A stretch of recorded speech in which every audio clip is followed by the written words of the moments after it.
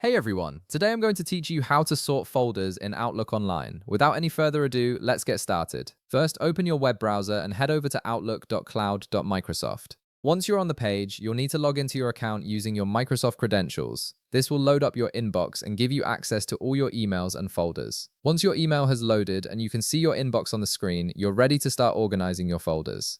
The process of sorting folders in Outlook Online is actually quite straightforward, so let me walk you through it step by step. Start by locating the folder you want to move. Your folders are typically displayed on the left side of the screen in a vertical list. This is where all your custom folders, subfolders, and default folders like Inbox, Sent Items, and Drafts are organized. Take a moment to identify which folder you want to reposition in your list. Now right-click on that folder.